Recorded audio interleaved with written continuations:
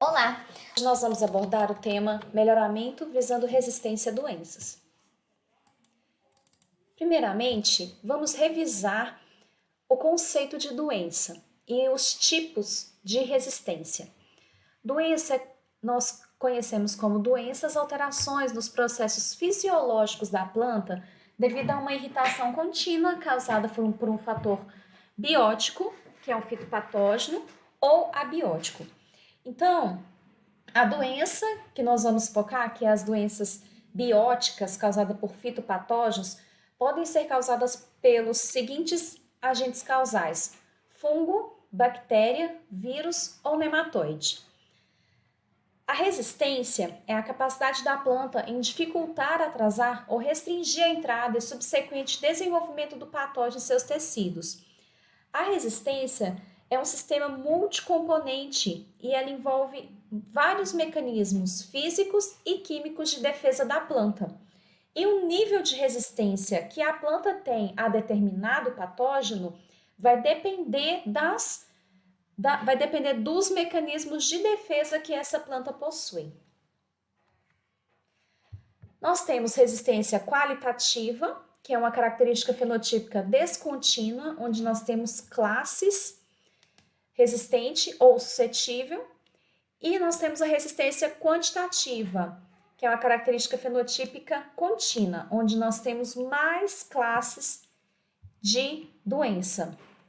Então, aqui um exemplo de resistência qualitativa, onde nós só temos tudo ou nada. Então, resistente é aquela planta onde o patógeno não consegue se desenvolver pelo fato dessa planta reconhecer as proteínas do patógeno, e a planta suscetível, que é aquela planta que não tem capacidade de reconhecer as proteínas do patógeno e, por isso, não lança mão de mecanismos de defesa ao perceber, não lança mão de mecanismos de defesa por não perceber que aquele micro-organismo que está entrando em contato é um micro-organismo patogênico.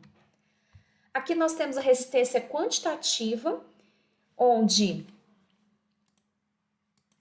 nós temos diferentes níveis de resistência. Então, nós temos indivíduos resistentes, indivíduo suscetível, e nós temos indivíduos hospedeiros, que terão uma reação intermediária, ou seja, uma menor quantidade de doença.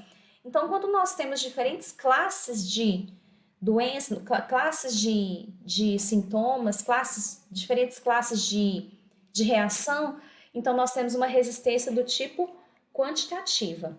Aqui nós temos resistência qualitativa no número 3 e no número 6, onde não tem nada de doença, e nós temos resistência quantitativa no 1, no 2, no 4, no 5 e no 7.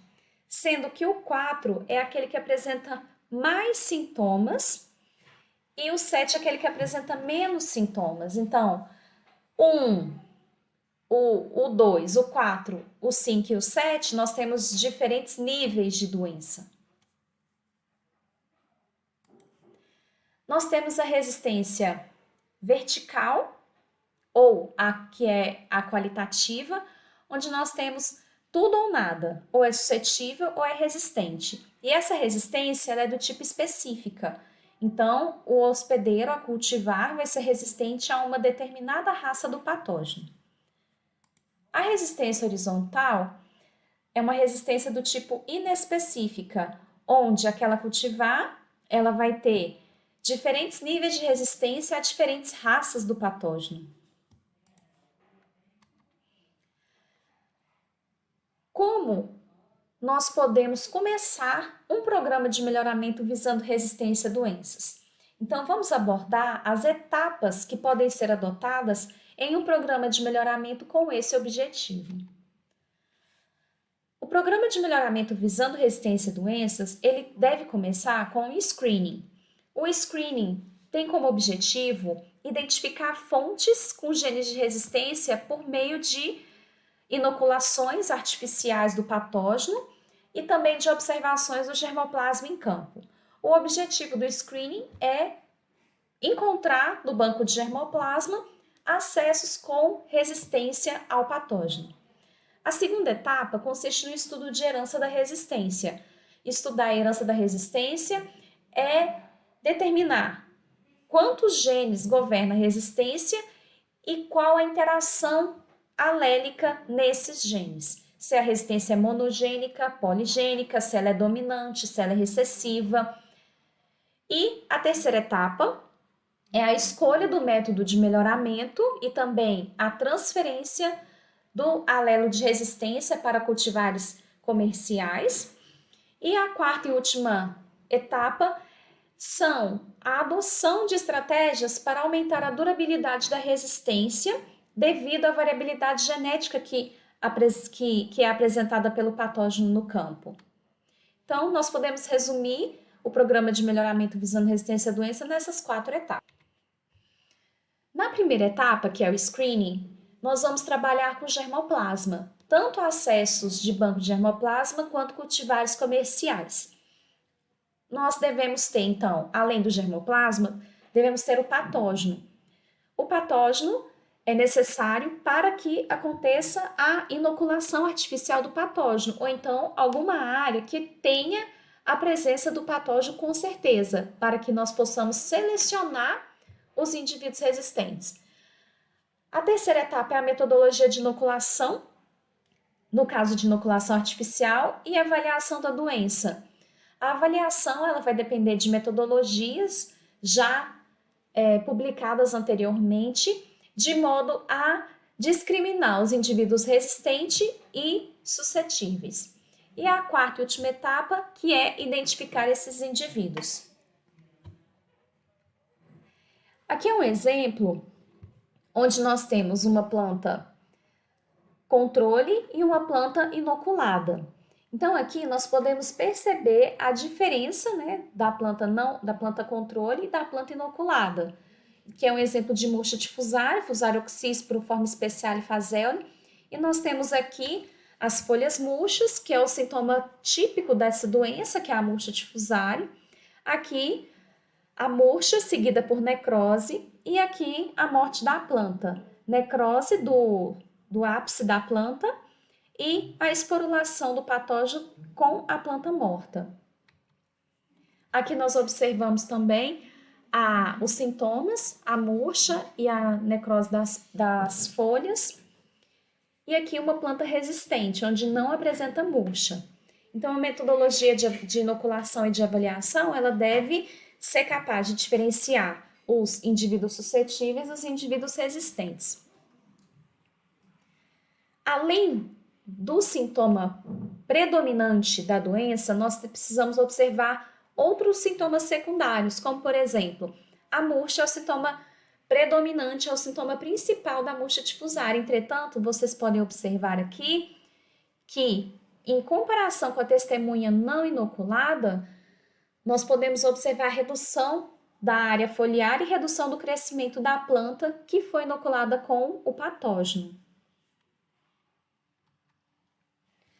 A segunda etapa, que é a etapa seguinte depois do screening, é o estudo da herança da resistência. Então, no screening, eu já consegui identificar quais são os genótipos resistentes e suscetíveis àquele patógeno. Nessa segunda etapa, nós fazemos o estudo da herança da resistência. A importância do estudo da herança da resistência é saber se a característica, quantos genes governa essa resistência e qual a interação alérica. Para isso, nós precisamos realizar cruzamento entre genitores contrastantes, resistente com suscetível, e aí na F1 nós já temos uma noção da interação alélica. Então, se a resistência for dominante, na F1 nós já teremos plantas resistentes. Se a resistência for recessiva, na F1 nós teremos plantas suscetíveis.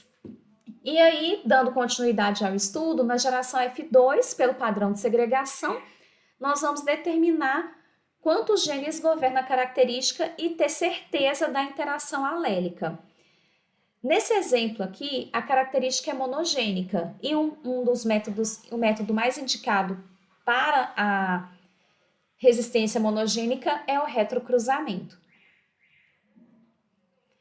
Aqui, nessa etapa, nesse estudo, nós podemos observar que é a resistência de café, que é o cruzamento do híbrido de Timor com catuai amarelo, e nós podemos observar o FV 427, que é o híbrido de Timor, ele é resistente, então aqui R20 e 0S, então ele é resistente.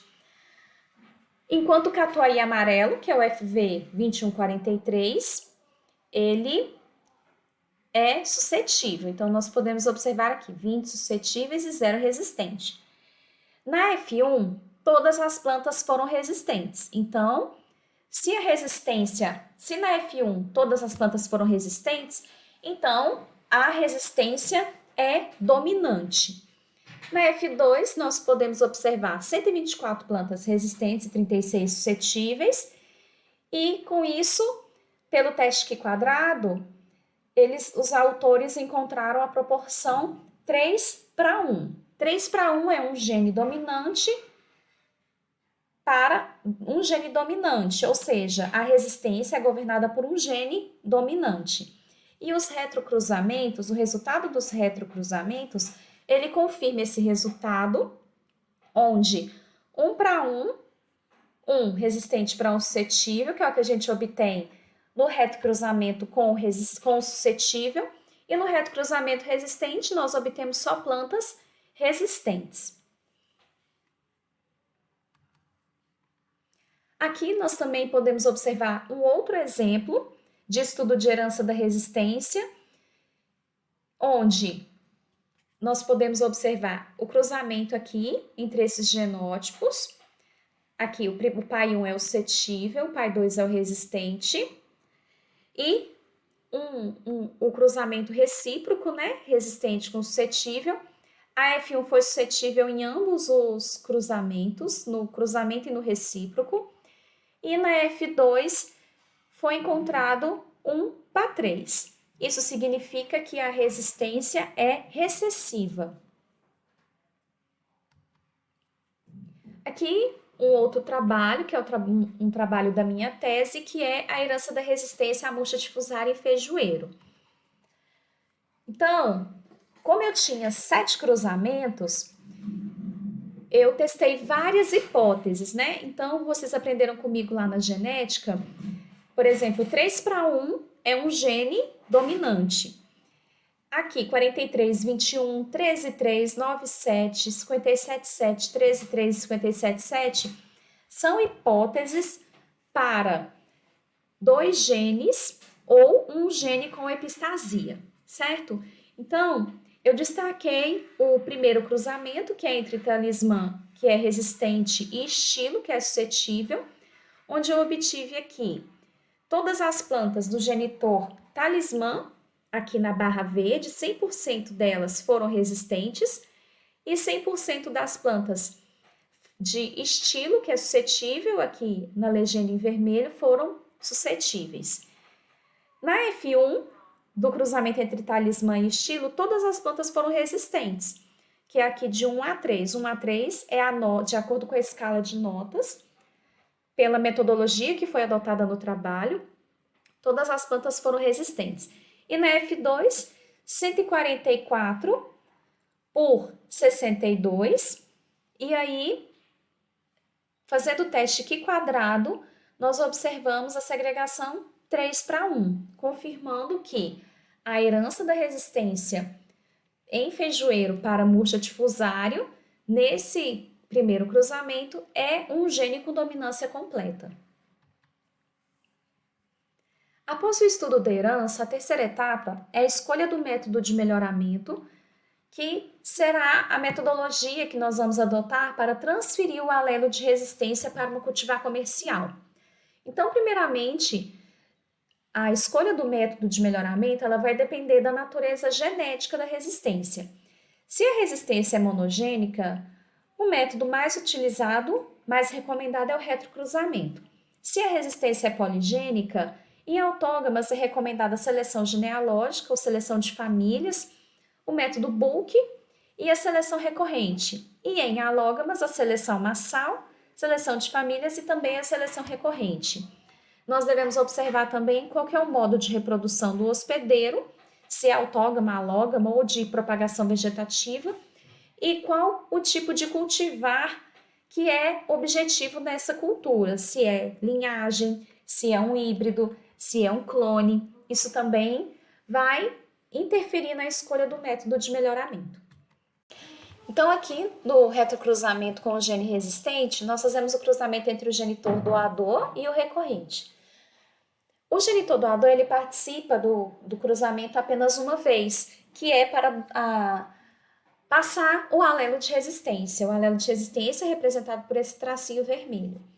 Então, o genitor recorrente, que é aquele que vai participar várias vezes dos cruzamentos, porque nós queremos recuperar a maior parte do genótipo do genitor recorrente, menos para o alelo de resistência, que no caso do genitor recorrente é um alelo de suscetibilidade. Então, na F1 nós temos 50% de cada um dos genitores.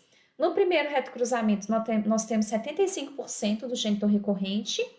E aí, para saber qual planta nós vamos dar continuidade ao programa, nós inoculamos o patógeno, aquela que morrer é suscetível, então nós vamos retrocruzar apenas aquela resistente. Fazemos outro retrocruzamento, 87,5. Inoculamos o patógeno, quem é suscetível vai morrer.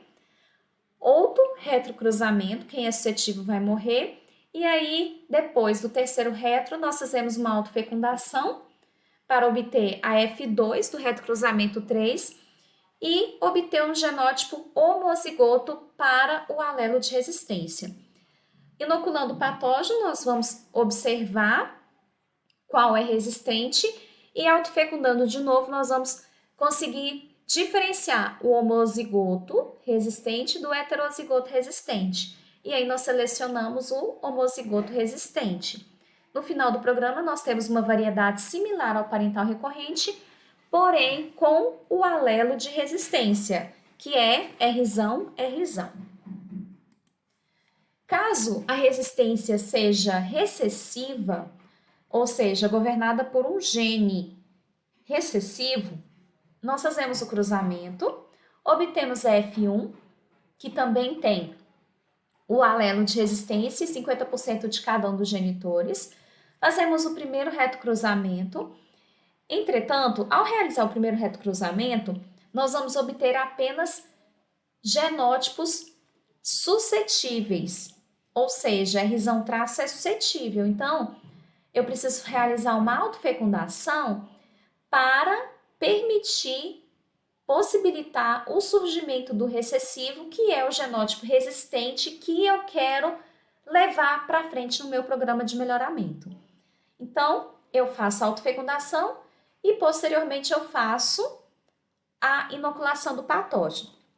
Quem é Rzão traço, ou seja, suscetível, vai morrer e eu fico com Rzinho, que é resistente. Retrocruzo de novo com o genitor recorrente, que é aquele que eu quero recuperar, principalmente as características agronômicas. Retrocruzo de novo, então aqui no retro 2 eu já tenho 87,5, né? No retro 3 eu tenho 93,75.